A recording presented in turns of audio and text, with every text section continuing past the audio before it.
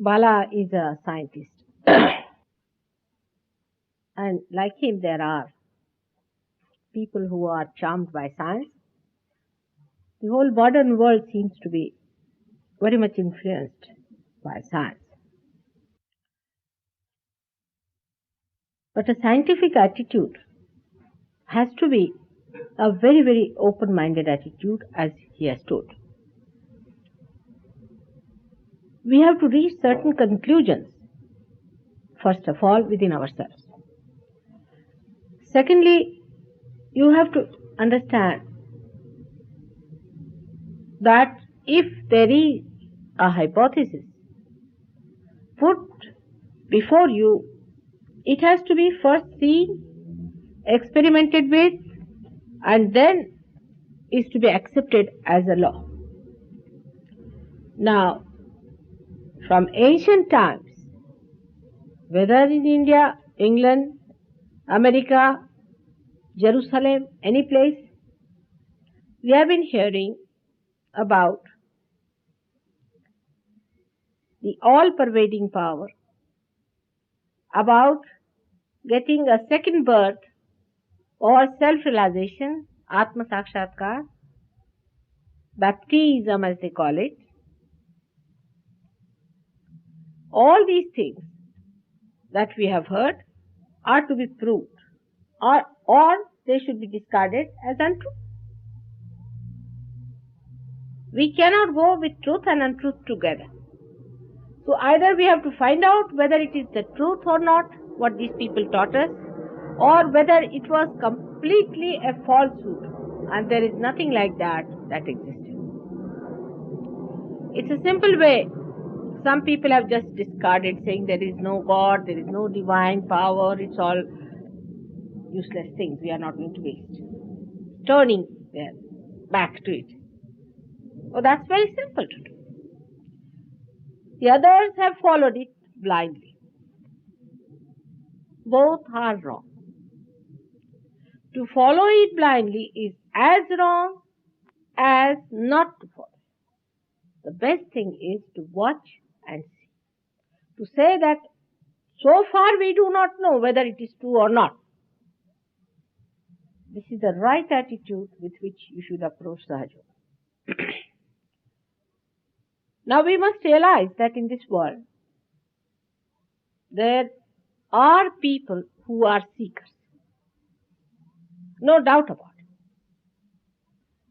They are not interested so much in money, so much in rituals of religions, so much in the power game, ego trips, but they think there must be something beyond, and there are many like this everywhere, thousands of them and thousands of them and thousands of them, no doubt about it.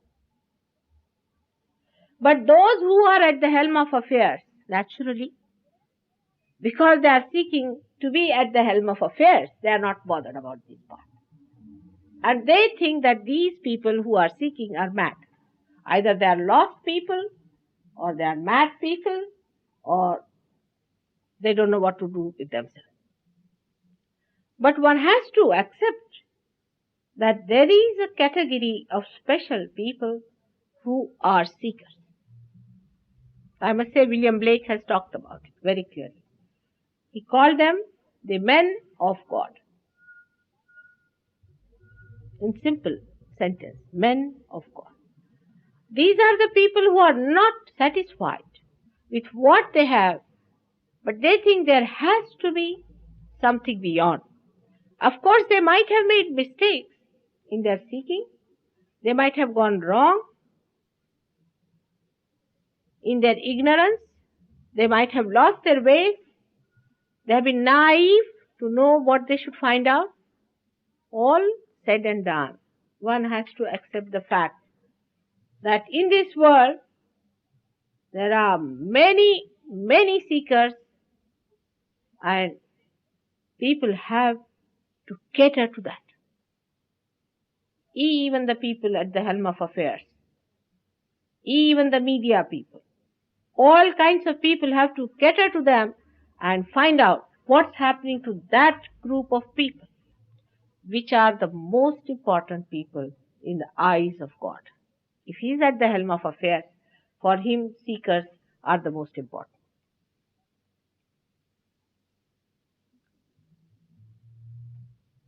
Now we have to realize scientifically that we have evolved to be human beings. Alright, but why? Why did we evolve as human beings? What's the use of creating human beings which took billions of years? What did God achieve or nature achieved by creating human beings who are running amok actually? They have out of science produced things like atom bomb, hydrogen bomb, all destructive forces. I mean, this was not expected. That means they have missed the point somewhere in using the powers of science. There is a big confusion. If you have a way of going above the human level and see, you can see that they are confused. They do not know what to do. Whatever they try to do, it goes in the wrong way. They try to plan something, it ends up into atom bomb. They try to plan peaceful missions, it ends up into war. Anything they try, say democracy or you say communism, everything they try, it ends up into fiasco. So what's the thing? What's the matter? Why is it happening? We have to think about it. After all, we as human beings, who have taken so many years to be like this, must be something special. Must be some reason behind it. Must be some purpose to this life which has been created so beautifully. But scientists are short-sighted people. They just see the symptoms and not the disease. They just see what is available there and not beyond. And never they ask a question why it is there. That question they never ask because they cannot answer it. They are honest because they have limitations. They do not expand anything beyond it because they think it is imaginary. But I am here to tell you that God is the reality. All pervading power is the reality. And its action and powers is the reality. The rest of it is a falsehood. Now this statement of mine, I have to prove it. Under all scientific laws, I must prove it. Otherwise, you may crucify me. And it can be proved. It can be proved scientifically. God has created you in such a way that in you He has laid the milestones of your evolution. You can see all these chakras that are put there, the centers. There are 7 centers within you of which you are not aware. You do not know that there are 7 subtle centers which are the main centers. There are many more which are placed within you, which are the milestones of your growth in the evolution. Now, there is another thing one has to understand, that if we have to become ourselves, if we have to know our purpose, there must be some arrangement within us for our germination. If the seed has to become a tree, there is a primule in it. It's placed there. Just imagine in a little seed, there is the map of all the trees it is going to become. Can you think of that? In the same way, within us, this human body, whom we do not think much of, we take it for granted, there is a complete map of what we are going to become. Within us is placed a power which is called as Kundalini in Sanskrit language. If it is Sanskrit, it doesn't mean that it is Indian or anything. In India, the climate being very good, people tried to find out about oneself, and they went very deep and they located this power within themselves. It has nothing to do with India. And if you ask any Indian man now, anywhere on the street, you'll be amazed. They will say they have never heard the name Kundalini. But you'll be amazed that this bone is called as sacrum bone, where it is placed. And in Latin language, sacrum means sacred. That means people knew that this bone has something very sacred within us. In Norway, where this language started. And they must be also having a word for this Kundalini, because when I went to Greece, I found that they had a great knowledge of Kundalini. This Athena itself is the primordial Kundalini. Athena. Atha means primal, primordial. They don't know. Greeks don't know because they don't know Sanskrit, but Atha means primordial. And Athens comes from that Athena. And she has that snake in her hand. She is the primordial Kundalini, and she came out of the head of Zeus, who is a Vishnu. So you can imagine how it was all connected in the ancient times and how the whole thing got dislocated. But this also does not give us any scientific proof, whether it is there or not. But I'm just giving you the idea that it's not only in India people knew about it, but all over the places.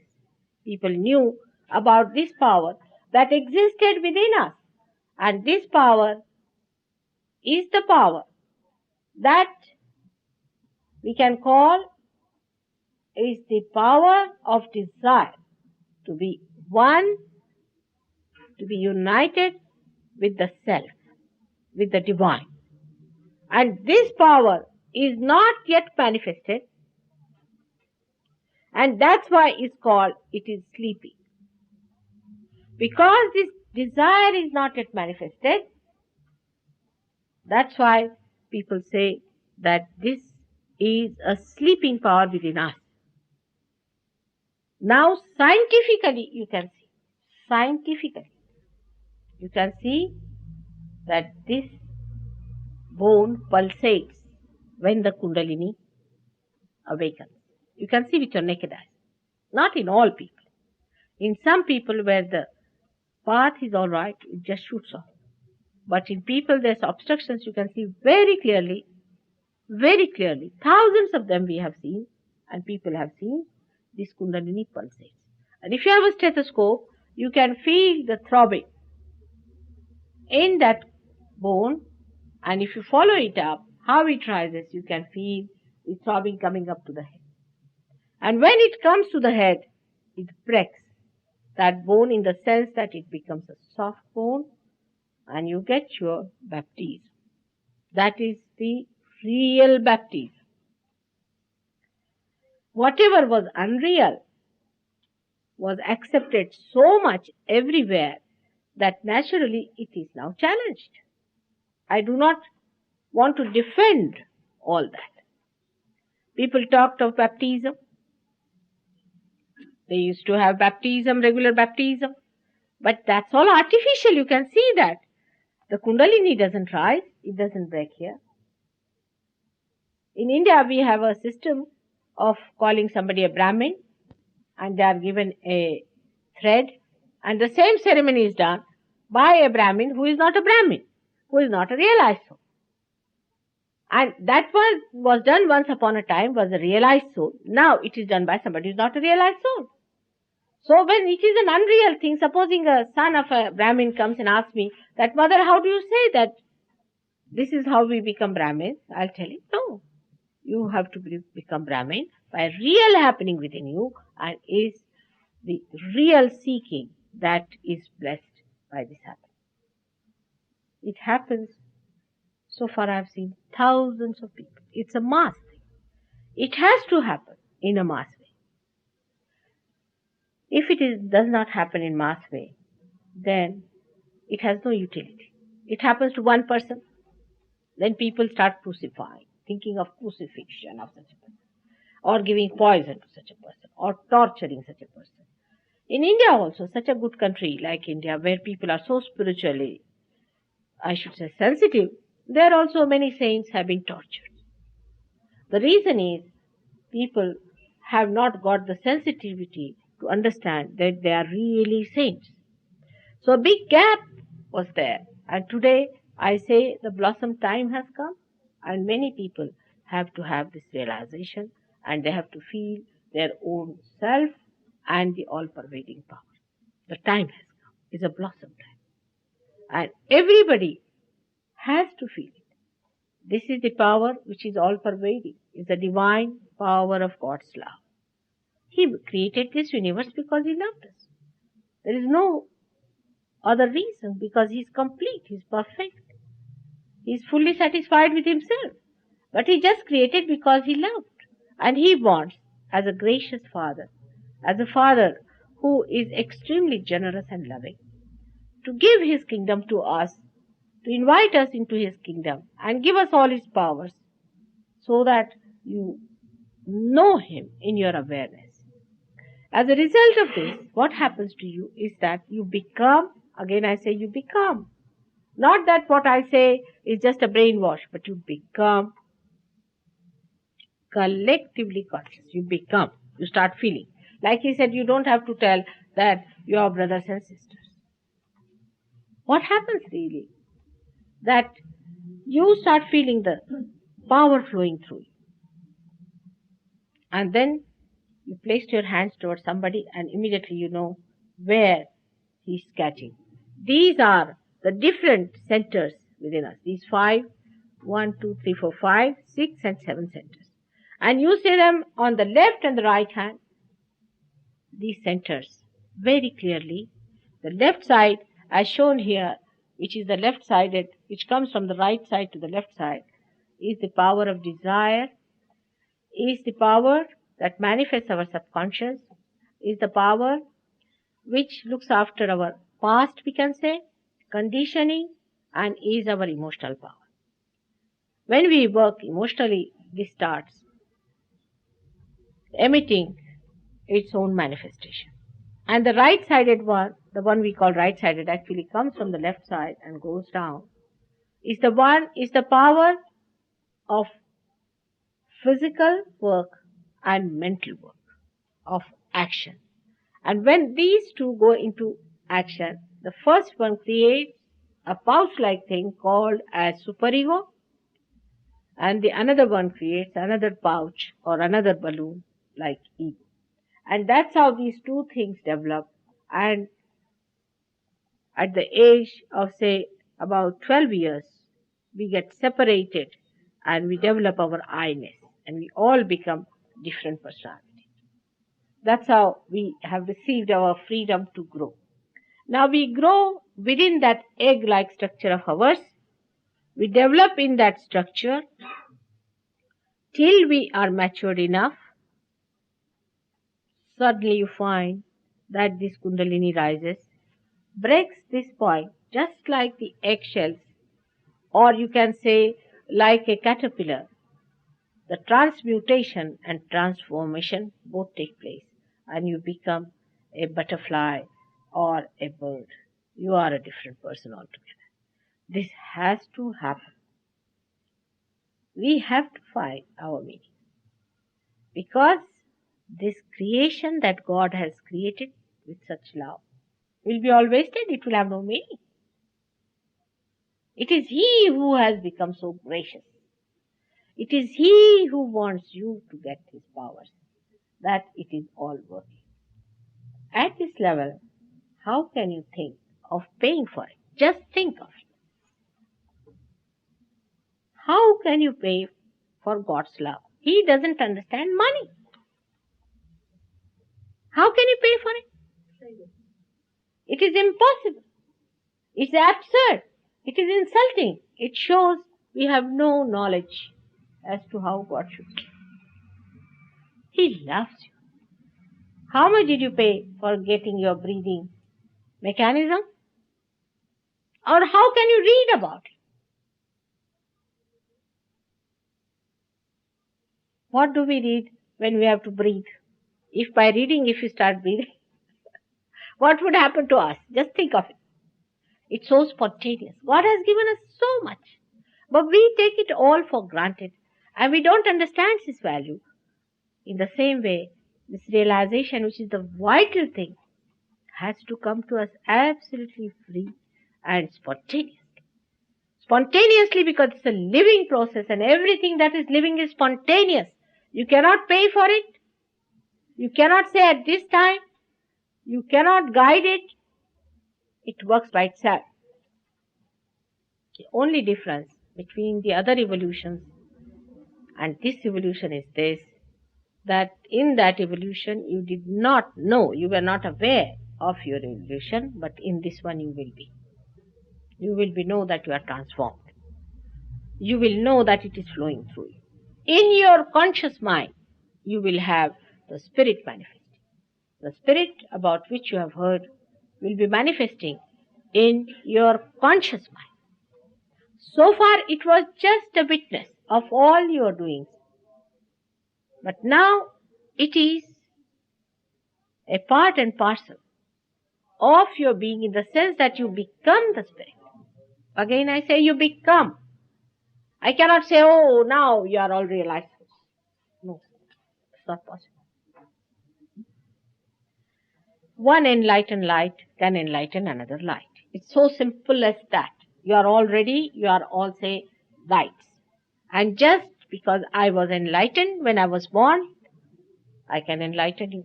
When Bala said about power, I thought I must be some sort of a dynamite or something.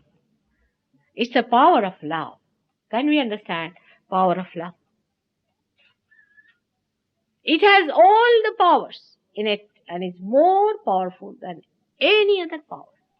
So far human beings have never used it. What they have used is the power of hatred. They have never used the power of love, which is the most effective, beautiful, delicate power. It's so dynamic. Because it is all pervading, you have to jump into that awareness to be there. But when the Kundalini rises this way, the first thing that happens to you is that physically you get cured. But I hope you don't collect all the sick people tomorrow. When Kundalini is awakened, then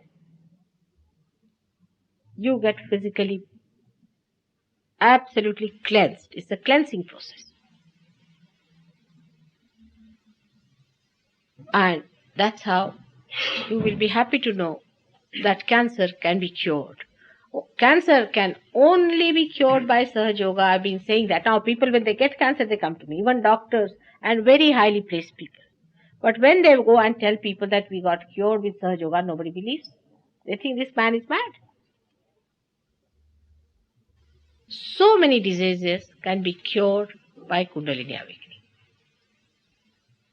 Like I would say, now supposing I have to come to this room. You have got it decorated clean. If God is to be established in your heart, then the body has to be cleansed. So as a grace, this mother, your Kundalini, which is your individual Kundalini, she just cleanses your body. In one shot, overnight. So many people got it. Then your addictions and habits, which come to you through your conditionings, and domination of the matter on you, drops out. So many people overnight forgot to smoke. They just forgot they had to smoke. They were surprised after 3 days they realized that they have to smoke. We had people who were really like druggists and chemists, you see. They had storehouses of drugs within them. And this they did because they were seeking, you see, nothing wrong with them. They got completely cured. Because when you get the absolute, all these relative things follow. Then your mental problems also get corrected. Here I would like to give a note on so many false gurus who have come to this country. So many false gurus have come, and there are many who are now prospering in England as well as in America and everywhere. And people are so much enamored by these false gurus, and they have been really paying such a lot of money to these gurus that I cannot understand. That though they are mesmerized, how could they be so much befooled? And now, after befooling, they do not want to believe. They came and told me, Mother, our guru doesn't talk ill of anyone. I said, the Satan is not going to talk against Satan, is he? Now, the after effects of these gurus is so horrifying. In this hall only last time, I had about, I think, 8 or 10 people who were just jumping on the seat in a horrible condition, just like mad people. Today they are normal people, all suffering from epilepsy. They have become bankrupts. They have sold their house. Their children are on the streets. They have divorced. They are sick. They have got blood cancer. Still, they are madly in love with their gurus. This kind of mass hypnosis was to work. Has been already indicated that false gurus will be coming. Now, how do you make out a false guru?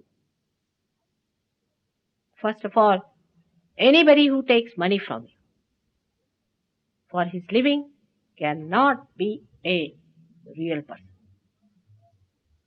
He must live with his own earnings. If he is a poor man like Christ was, he lived like a carpenter's son. While these gurus take money from you, they have never seen even a motorbike. They want to buy Rolls Royces. Throw them in the sea. There's another one who has got 5-6 keeps and has got 3-4 landing spaces, and you think he's a guru? You are so impressed by their badly earned, illegally earned money. Then what can God do also about it? How can you be impressed by such people who lead such a horrible life? Immoral people are also so much in the game. Very immoral, extremely immoral. They teach you dirty things. Especially in the West, I can't understand. When you had a person like Christ who was purity. Nothing but purity. He said, you talk of adultery. I say that thou shalt not have adulterous eyes. From there to what are you going? They may be Indians or anything. They are a curse on this earth. And such people are followed. Now I can tell you, any one of them, those people who were jumping here were the teachers. And they told me that when they held a meeting in Birmingham, there were 3,000 people. These people who were suffering from epilepsy. Why? Because all the media was after them. They paid the media. And that's how they were there. This is a very big problem. You see, the money begets money. But you cannot get God with money. It's a very funny vicious circle, please understand. And it's the greatest destruction for human beings. Because these are the most beautiful flowers of God, which are not paid attention to. And these people went to the police and told them about it. Nobody is willing to listen to them. You'll be amazed. There was a diamond merchant who is now on the street begging. Can you imagine these things have happened and nobody is bothered about them? And they are saints. They are born to seek God. Have some understanding. And this is what is happening. I'm so very sad to see that people who are so beautiful in the eyes of God are tortured by these. And now, even in England and France and everywhere, I find people have taken a good hint from them, and they have also floated big enterprises in the name of God. In the name of God, you cannot take a single bite. It's sin. You remember Christ had taken a hunter in his hand and started hitting all the people who were selling in front of the church. They were not even selling God, but in front of the church they were having, he could not bear that himself. And these are selling God and selling realization and selling these precious things.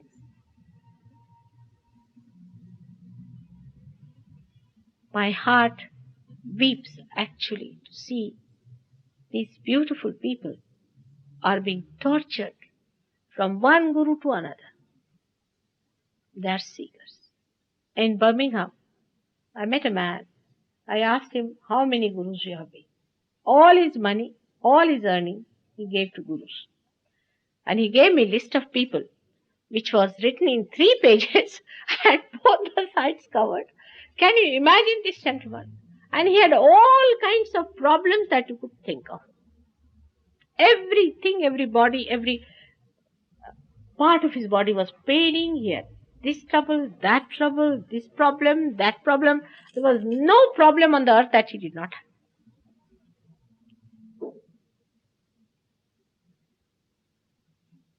Who is going to pay for all this? I feel that people do not want to accept the truth sometimes. There are seekers, they get so fed up and so tired that they think mother is another guru. I'm not a guru, I'm a mother. Guru is a very difficult task. I mean, the real guru is a very difficult, is a very hard taskmaster. I'm just a mother, but mother is the guru of gurus because she knows how to handle her children.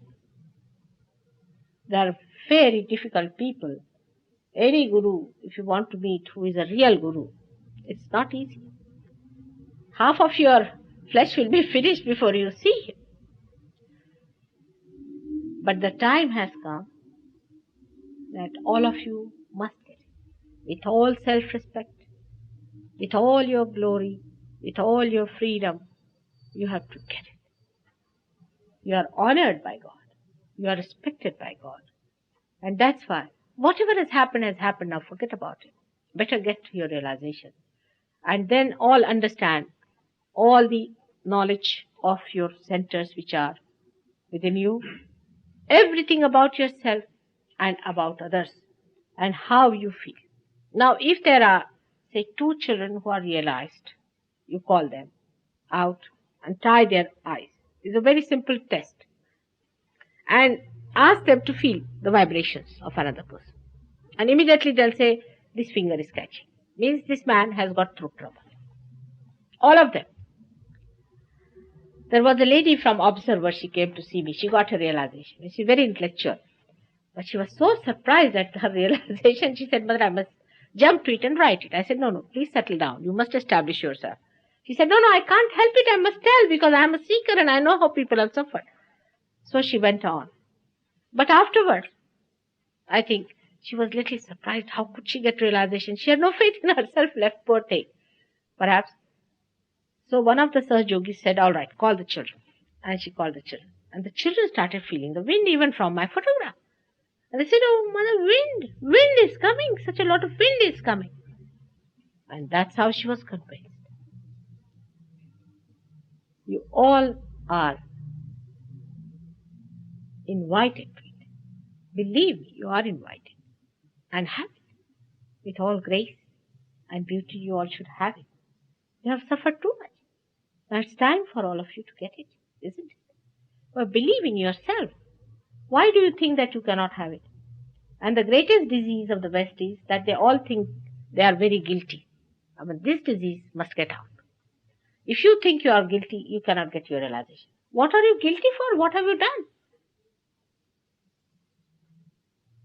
What guilt do you have? I just can't understand. It's imaginary. All the time you are guilty for this, you are guilty for that. Any small thing, if you have not said thank you 100 times in day, one day you think guilty. I mean, there's no need to say so many thank yous also. And to think that you have done mistakes all your life, if this is mistake, that you have done mistake, you should be like this, your face should be like this, your hair should be like this, you should walk like this, you must have a dress like this. If you put your knife this side to that side, what does it matter in the eyes of God? It's not important. And to think all the time that you are guilty creates a problem here. You must have many people saying that I've got pain in the neck. No, that he's feeling guilty for nothing at all. For such people, there's a very simple mantra to say, Mother, I am not guilty. Simple. Thrice you say and your neck will be all right. It's a very simple mantra to say, Mother, I am not guilty. I'm talking here about the ocean of love, the ocean of forgiveness. And what are these specks you have collected, imaginary ones? This I discovered after coming to England, that people feel guilty. And then others also I've seen. But in India, there are very few people who really feel, I tell you. They never feel guilty. They have the other problem, right side, but not the left side. I've seen them feeling guilty. I mean, I don't think we have so much time to sit down and think that we are guilty. We are so busy, you see, perhaps in that country. But this was my experience. And with that little thing, you got your realization. Can you imagine? So there should be no self-pity. There should not be any unhappiness about it. But it's just a play. It's so simple. It is not frivolous. It is very deep working. But just a play. Like you come in the room, you ask me how to put the light on. There's a switch, you put it on. But behind that is a big organization. In the same way, the Kundalini awakening, though it's a play, behind that is a big organization. And you need not take all the responsibility of world on upon yourself. God is doing everything. Actually, you are doing nothing. What do we do? Tell me. At the most, if a tree dies, we make a chair out of it. That's all. And the chair sits on our head. We can't sit on the ground then once we make the chair. That's all we do. We cannot transform one flower into fruit, can we? Not even one. The one who does. Billions and billions of this every moment. Where are we compared to it? To think that we are doing something and that we are guilty for it is all absurd.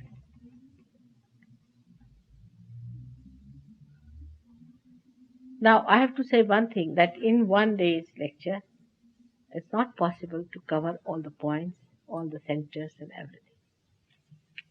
But we have got certain booklets, something you can go through that. We have a big book also here available, those who want to read, but I would say don't read too much. Already you are overread people. So it's better not to read anymore, it's better to experience. And develop the experience and grow more, and then you start reading. And we have a center here, Birmingham, which is doing very well now. You can meet those people. Some of them only got realization about a year back, and you will find they are scholars. When I went to America, the journalist asked me, Mother, all your disciples, are they scholars? I said, no, they are not. What makes you think that? They are all scholars, they know such a lot. So, once you reach that sap of life, through that you get the complete knowledge. You become the knowledge. Knowledge is the first thing you get. First you get the knowledge. That is also a knowledge which is your own, in the sense you feel hot, cold. Now, anybody who feels hot need not be an educated man or a scholar, he feels hot. Anybody who puts a finger to the thing feels hot. It's like that you feel. So first you get the knowledge about it. And then you get the joy out of it. So I have to tell you one thing, that though it sounds very fantastic, it is not. It is absolutely simple, and this should happen. I would like to have some questions from you about it, and then we'll see how it works out. All right? And not to be afraid. There's nothing to have any fear about Kundalini, because you must have read such big books saying that Kundalini burns you, Kundalini does this. No, she's your own mother. She doesn't do anything of the kind. These are the people who have never known what Kundalini is. It's like somebody putting the fingers into the plug and saying that electricity burns you. They are unauthorized people who have done all this, and that's how they have suffered. Good way. So any questions, please? Can't think. If the Kundalini rises above this, you become thoughtless. Just can't think. And when she gets out from here, you start feeling the cool breeze from your head. Really a cool breeze, you feel it. And from your fingers. As simple as that. You are still doubting something. Ask a question. Do you need to seek the power before you pray? Can't hear. Loudly. Do you need to seek the Just power? come here. Come. Yes. Do you need to seek the power within before you pray? Huh? Before you pray, do you need to seek the power within to release the power before you pray? It's very difficult to pray. Okay. Go All to right. church. All right. We got this. Sit down. I'll sit down. She's saying that, have you to pray to Kundalini? No, nothing. Nothing you don't have to do. You see, prayer before realization has no meaning. It's like telephoning without connection.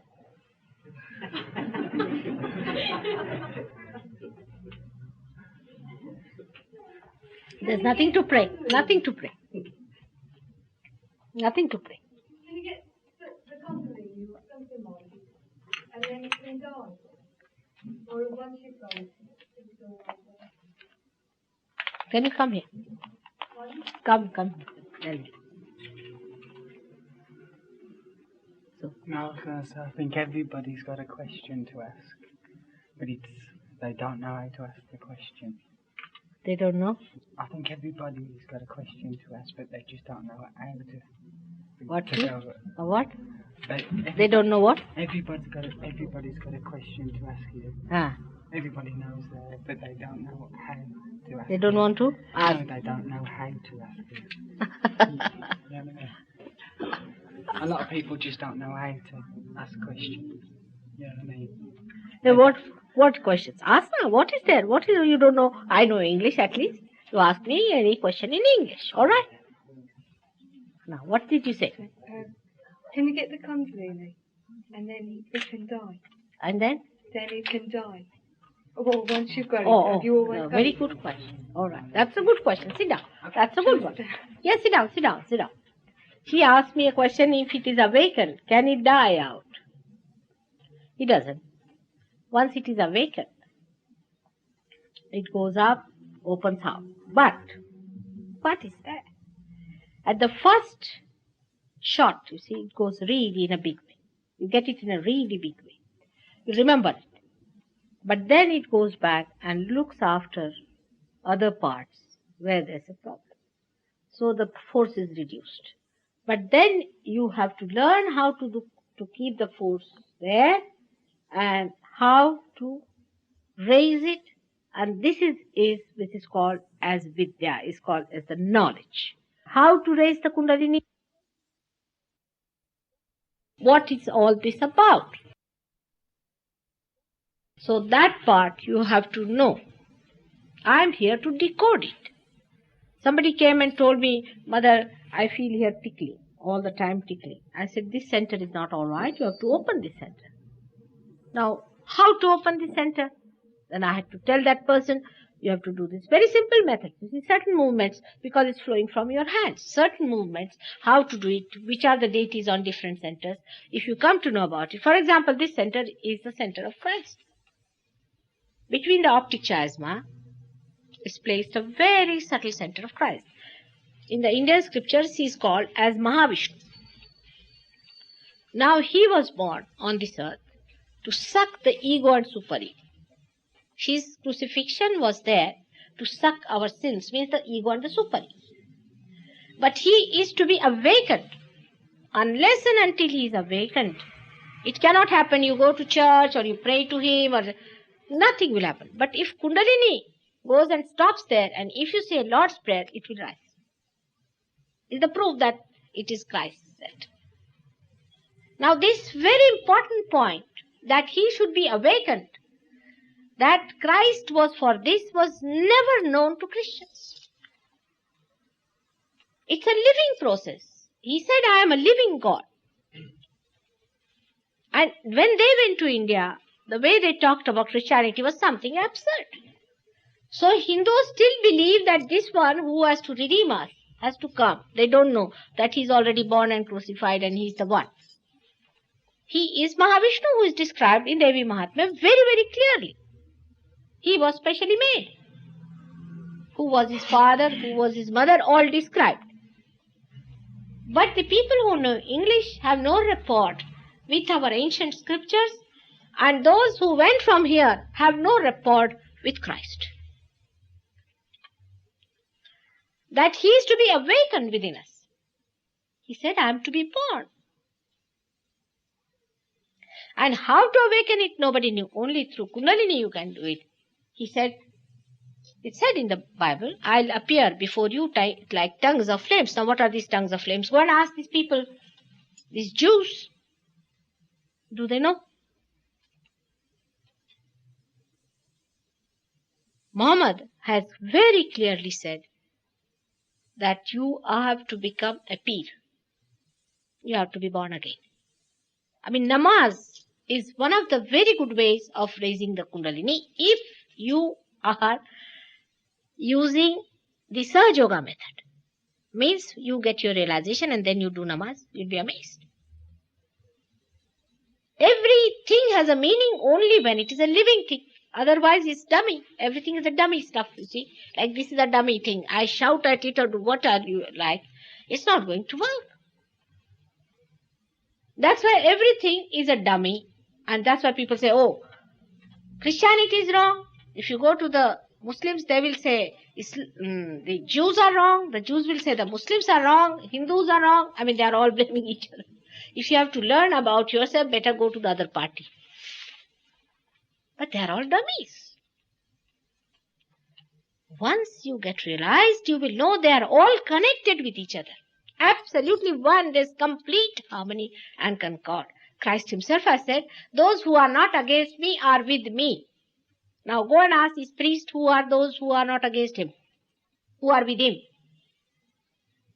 I mean, he was not even given sufficient time. Only for 4 years he could talk and he was killed.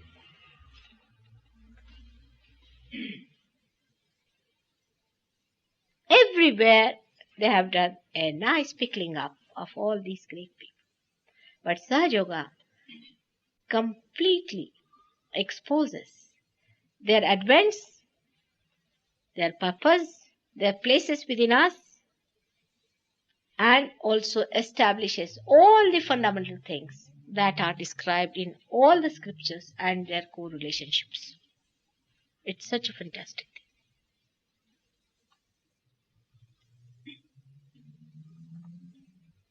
How it establishes?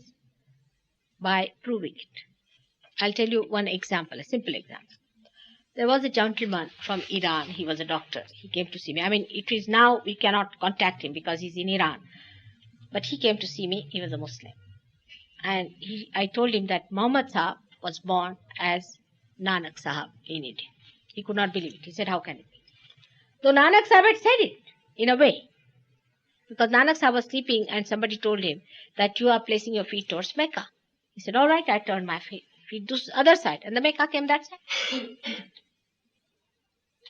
He said, I can't believe it.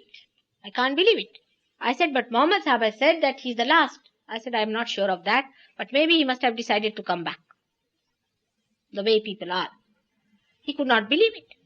And he had stomach cancer, which is caused by, one of the reasons is fanaticism. I told him, you have to believe in him.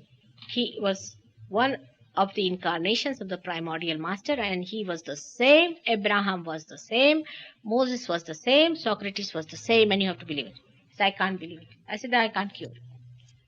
Then he went back and he was very sick. His wife said, now what is there? After all, you see, we became Muslims because our parents were Muslim. And they told us that Muhammad Sahib was the last. After all, you are to be saved. Then he came and he said, all right, mother, whatever you say, I'm going to say. I said, now you pray to Nanak Sahib instead of praying to Muhammad Sahib, because it is Muhammad Sahib who is angry with him. He got cured.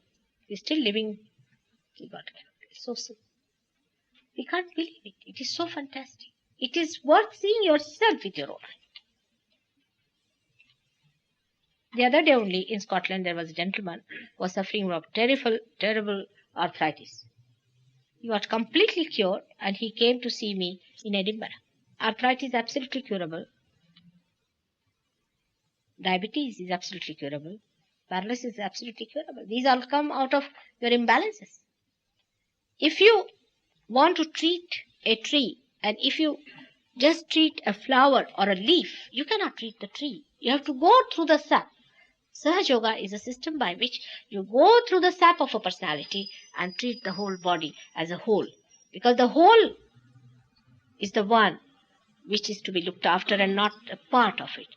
Because you are a part of the whole. And once you get connected with the whole, that primordial being looks after it. And this is what has exactly happened to us, that we are all separated from the whole. And we have to become one with that, with all our awareness and understanding, so that that whole looks after us.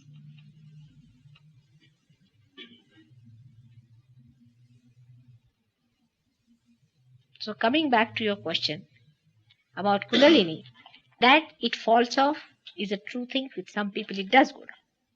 But all the forces that are divine are looking after it. You have to little bit cooperate with your Kundalini, and she comes up, she makes you beautiful.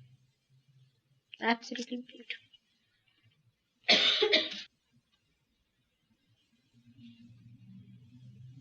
Now, any more questions? Could you just clarify what exactly you have to do? That's the exact point. You don't have to do anything. You see, I have to do something about it. Not you.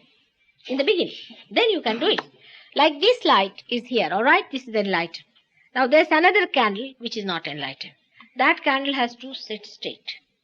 Just keep the wick out, that's all. And this candle has to just go near that, and that gets enlightened. I mean, I'm not doing anything about it. That's also I must say, because sometimes the ego gets challenged, you know. Somebody said, why mother you? I said, you better do it. I'll be very happy to replace. If you can't come and do it, nothing like it. You see, it will be such a change. But what can I do? I have to do it. Otherwise, I am a happily married woman. I have my children, grandchildren, everyone there. I have no problems. But I see your problem, and I see that spirit in you. And I just feel in all my love and compassion that you must know it. That's all. And once you know it, you can do it yourself. Like one light can enlighten many, isn't it? It's as simple. You become that. You don't have to do anything about it. You have to just put your fingers like this and the power flows into it. It's that simple. You won't believe, but it is. Because you are ready. You are just ready to be enlightened. Now this instrument is made. If it is not put to the mains, what's the use? But how do you put to the mains? Just put to the mains. That's all. The mains are there and this is ready. You just put to the mains. You are just there. Like a television set to a villager, if you tell, he won't believe that it is so fantastic. That there are all things around you. He will say, I can't see anything. How can you believe it? And you put to the mains and you start seeing the television manifesting, which is so fantastic. In the same way, you are a special instrument created by God. You are just put to the mains. You don't have to do anything. What did you do for your evolution? When we became human beings from a monkey, what did we do? Nothing. We did not cut our tail or anything. It just dropped off. In the same way, we don't do anything for this also. It's just there. You are just ready. You just get it like that. You don't know how fantastic you are. You don't know that. Nah? I know that. But you will also know very soon. When you will know, you'll be amazed how fantastic you are with it. It is said always, all the scriptures, all the great people have described you as very great. All of them have described. But you must have faith in yourself that you are great, no doubt. And that instrument is ready. Just ready. It is to be applied to the mains, and once you start manifesting, you can give it to others. It's that simple. You can't believe it, I know, but it is so. You will see that very soon. Do not doubt it too much, all right? Otherwise, this brain will be working. Cut. That's why I said, for a while, you should stop thinking about it. Then it will work out. Because I've seen people who go on doubting very much if they take time. Just open out yourself. You must open yourself fully. And it will work out. After all, you want to have your realization, isn't it? What else you want? You don't want to doubt for doubting's sake. What's the use of doubting also? I mean, if there is, supposing I say there's a diamond here, you will all run. Not only you, but people from Australia will come. If I say it is free, available. Don't you think so? They will say, worth going by plane if there's such a big diamond available. So no use doubting. Just have it. You have a diamond in your heart. No doubt. It will spark. Do not doubt. This mind has been doubting all the time. What has it given you? Nothing. It will give you problems and headaches. Don't be doubting Thomases. Be trusting. Come here, come. Yes? Do you find people's problems stop them getting realization? Do you find people's problem? Stop them getting realization? The things that they've done in the past make them so guilty. With problems, it stops a little, sometimes, little bit. But I have know all the permutations, combinations now. So I can get over all the problems. I think so.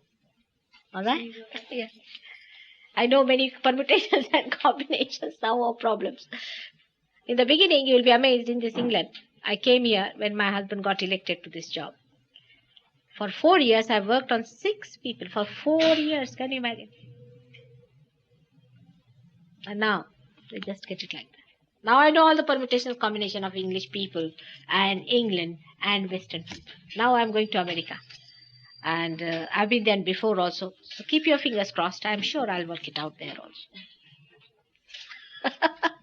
Everybody is an interesting sample of some combination. But I know all the keys. Somehow I have studied it and I've put all attention to it. It has worked out. And all these problems, I know what you all have. Somehow it works out. So don't you worry about that. If there were no problems, there was no need to do this. I mean, you would be just there.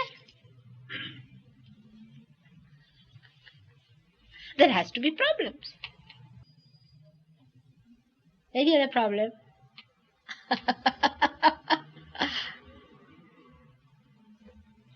Excuse me, please. We got 7 chakras over there. Can you please tell us what part each one plays? Oh, that's good. Now, all that is so elaborately I may not be able to tell you today, but can you come and show? But I will be able to say in short, all right? No, he is coming. He'll show you. I'm just... Now, the first chakra, which is below the Kundalini, the first one, is the very important center which is bestowed by a deity, which is the embodiment of innocence, is the center of innocence, the first chakra. To explain it more, we can say when we were at the carbon stage. Now, carbon is a very important element, you know that. In the periodical laws, it is placed in the center, it is tetravalent, means it has 4 hands. Either it can give 4 hands or take 4 hands. And at that stage only, the nature started producing life. So that is the stage where we were at carbon level. And nature is innocent. Man, a chair doesn't get angry with you. It's only we can get angry.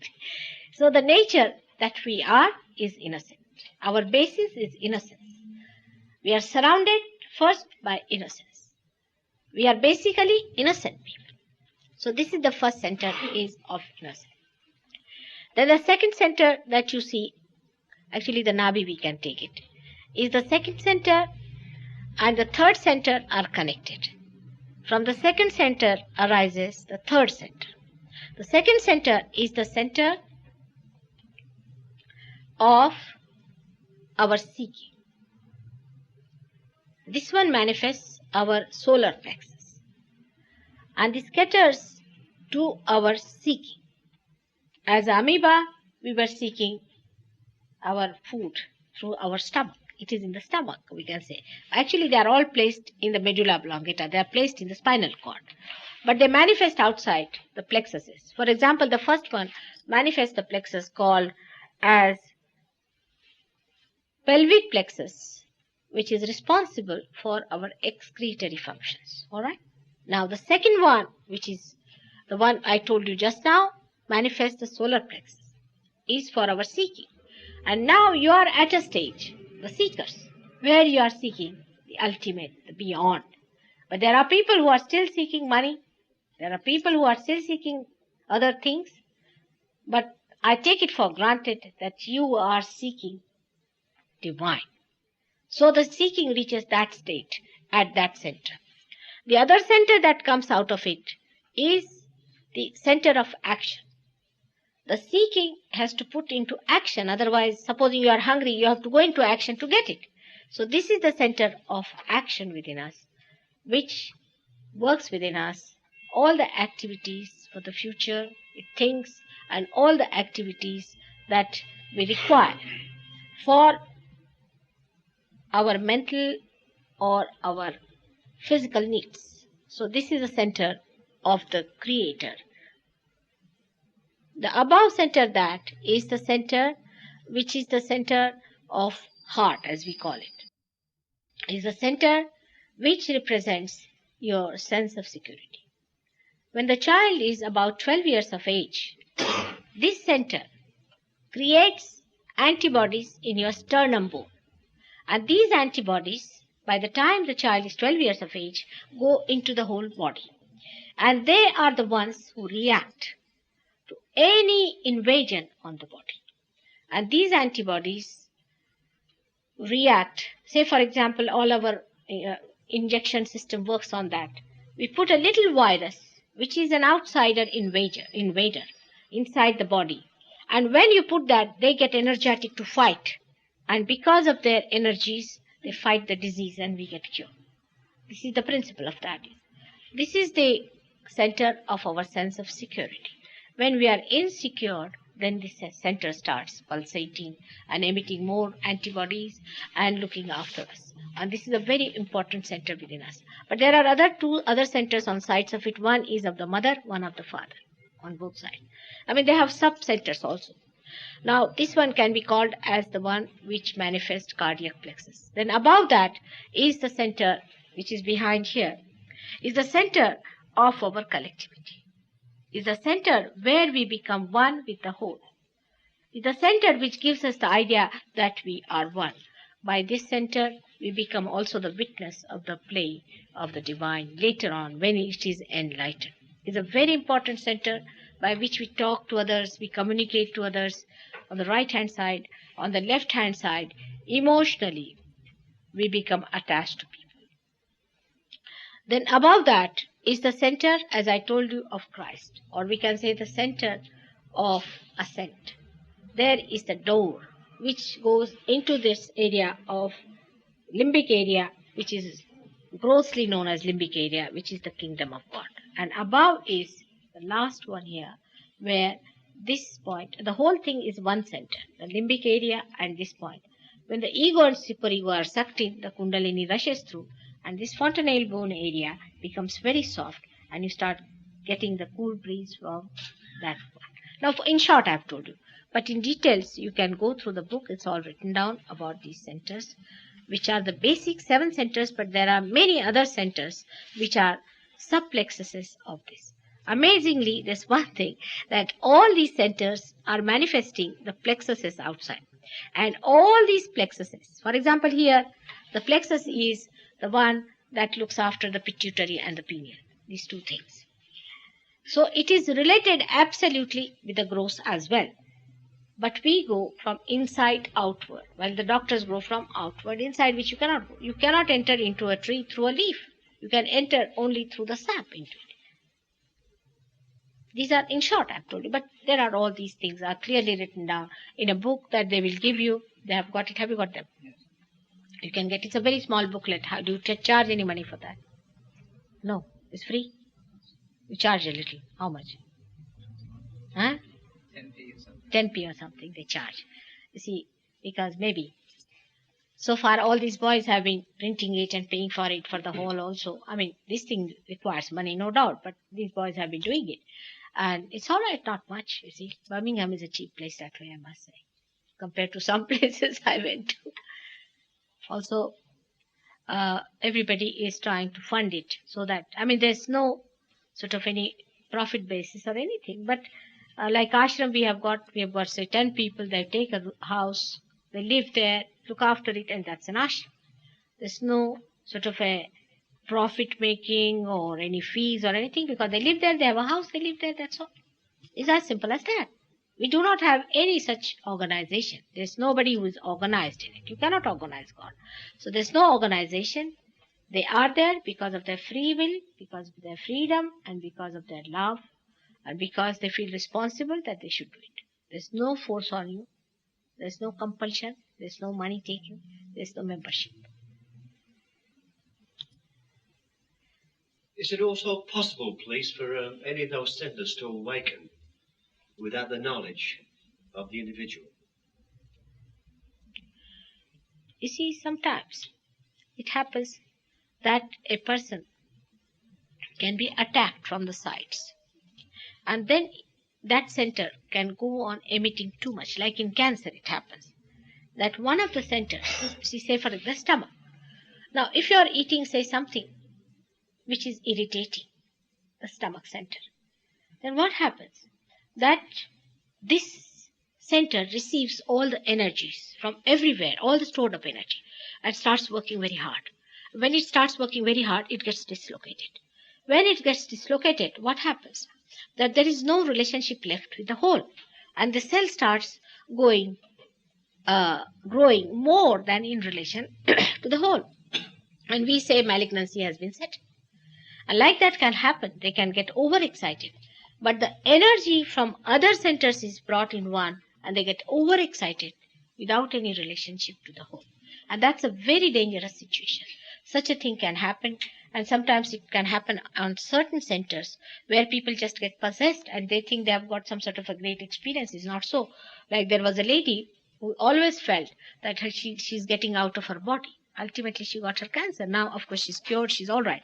But all such experiences come from the left and the right side, not from the superior. The one experience on the left-hand side is of the collective subconscious, because on the left-hand side of this channel that you see is the collective subconscious. Now, we do not know, because these are unknown areas for us. The collective subconscious on this area and collective supraconscious on this area. Now, for example, spiritualists, they work from the collective subconscious. Very dangerous thing to do. We have nothing to do with spirits. Nothing to do with them. We are in the center at the present. If you indulge into spiritualism, you will find you develop a very funny situation. And I don't know how they end it up. Apart from mental trouble, you'll be amazed. I mean, I'm amazed at it myself, that all the cancer patients I've seen so far are all attacked from the left side, not from the right side. Those who are attacked from the right side is the supraconscious, the collective supraconscious, are the people like Hitler, who get possessed by very, you can say, very, very dominating personalities who are dead, or those who lived in the future, that great planners, this, that, they get attacked. And once they get attacked, there's an outlet. For example, we can say Hitler was like a medium, and he transformed other people into that kind of a frantic temperament. I mean, it took him 11 years to build up that kind of a domain of satans, you see. But it took 11 years, and I would blame the people who allowed this to grow. And once it grew up and suddenly it blew off them, then they realized, oh God, where are we? So these attacks can come from these two areas. They are called as Adibhautik and Adidaivik in Sanskrit language. But this is the spirit, is the Atma, is the superior, is the supermost experience where you become the spirit itself. Your spirit, not somebody else's. So all these experiences are not healthy. They should be avoided for all those who are seeking reality. I mean, if you want to have some jugglery, then it's a different thing. But it's a very dangerous thing to play with it. All these gurus are using only this, either left or the right side. They use the spirits, and that's how mesmerize.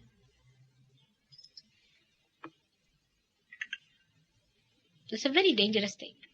The other day, the Sahaja Yoga has become so powerful now that these people gave realization to an archbishop of black magic. Can you imagine? I was amazed. And this fellow was quite all right. Then he went home and he found everything was moving around. All the things that were there were moving around. Now the spirits were tempting him back. They thought if he show some sort of this jugglery, he will be back again. And they telephoned to me, Mother, now what to do? I said, why did you give him realization? There was no need to give him realization. He said, just he came and he got it. I said, leave him alone. I'll look after him. You don't worry. It happens now. This Sahaja Yoga is so great. Imagine giving realization to the Archbishop of black magic. I mean, this is too much.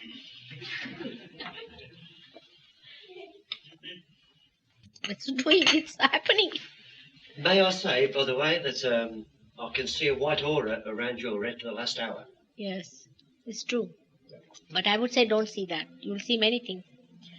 Because I am something more. There's no doubt. Quite a lot I am. That you have to discover later. You can see many things. But I would say don't say anything, because this also, seeing is not the thing, is experiencing is the thing. And that's why you must experience your being. And people have seen me in many forms, many things. That's not important. That's not important. Important is that you must get your realization. I must be something, isn't it, to do it? No doubt. There must be something about me, but I don't want to talk about it just now. I'm very tactful. You better find out. Why is peace and tranquility registered on your face? On my face. Could you explain? You are also going to get it. That's all I can say. It is there. Inside, it is all, whatever is inside comes out, isn't it? You are all peace, tranquility, everything inside. You are also the same. Not only me. You have to just feel it. You will, no doubt. You will feel it, no doubt. I assure you. That's why I'm here. I want you to enjoy that, what I am enjoying. That's all. It is like a drunkard who cannot enjoy his drink. That's why I say that I'm a capitalist because I have all these powers. And I am the greatest communist because I'm a share. I can't help it without sharing. So this is such a combination. All right? Thank you. So should we have it now? All of us. Because it is within us, so why not have it? Will you please put your hands just like that? Straight. Put both the feet straight on the ground. Just like this. Is just to help your Mother Earth to take away the problems. Just like that. And close your eyes. Just close your eyes. It will work out in no time. Just close your eyes.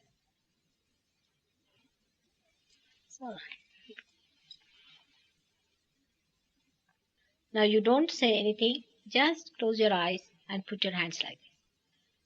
Now, feeling the cool breeze. Already. Now enjoy it. Just close your eyes.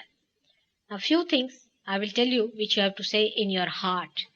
One of them, as I told you, say in your heart thrice, Mother, I am not guilty. Say it thrice, please. With believing what you are saying, that you are really not guilty. In the eyes of God, you are not at all guilty. You have no business to judge yourselves. Just say, Mother, I am not guilty. That is to establish your love for yourself. That, Mother, I am not guilty. Just say that. If there is any shaking in your hands or anything, then keep your eyes open.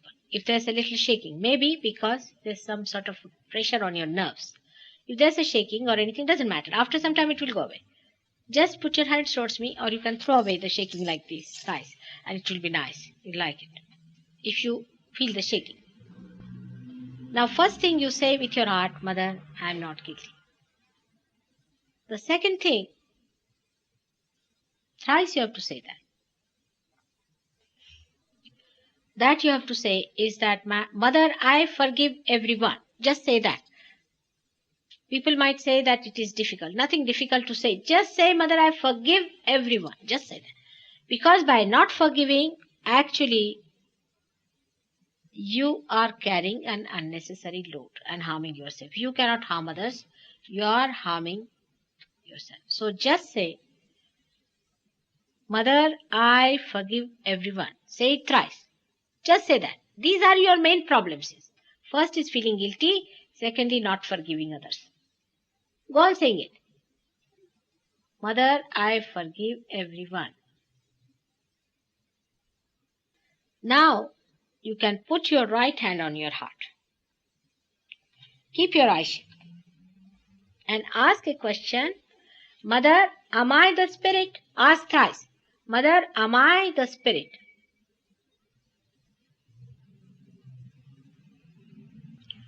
Ask thrice. You start getting the cool breeze at this point. If not, you just say without feeling guilty. Again, I say without feeling guilty, you just say, forgive me if I have done anything wrong out of my ignorance. That also you say thrice. Now ask the question, Mother, am I the spirit? Ask thrice. Just ask the question, Mother, am I the spirit?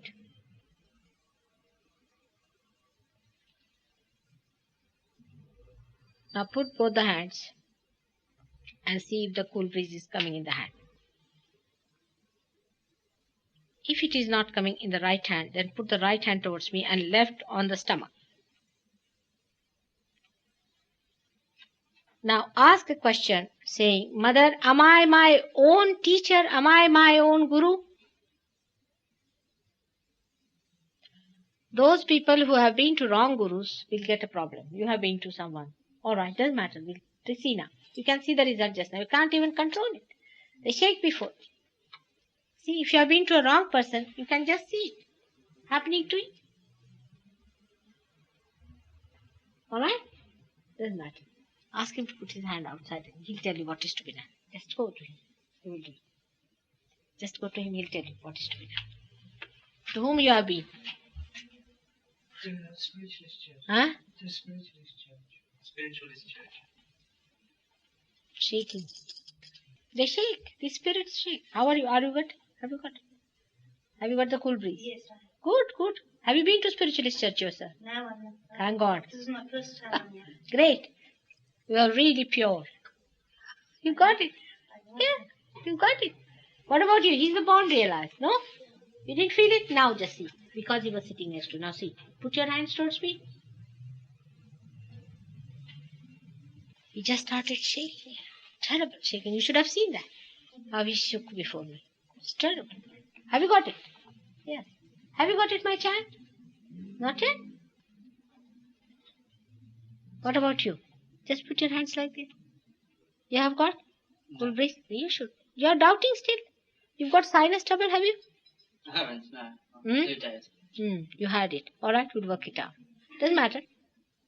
Work out. Just put your hands like this. It should work out. Mrs. Joshi, you got it? Your face is changed, you know. You look at least 10 years younger, all of you. Did your friend get it? Did you get it? No, Cold breeze? absolutely not.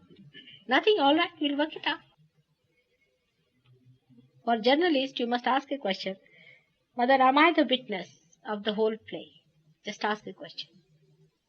I'm sorry. Am I the witness of the whole play? You are a witness. You are not involved in it. This is a journalist has to be a witness, a sakshi. Yes, but I still wanted something to happen. Obviously, I wouldn't be here otherwise. I'm interested in it. Yes, just say that. Say in your heart, am I the witness of the whole play? In your heart you can say that. Ask the question. You have to first witness it. Then you can report it.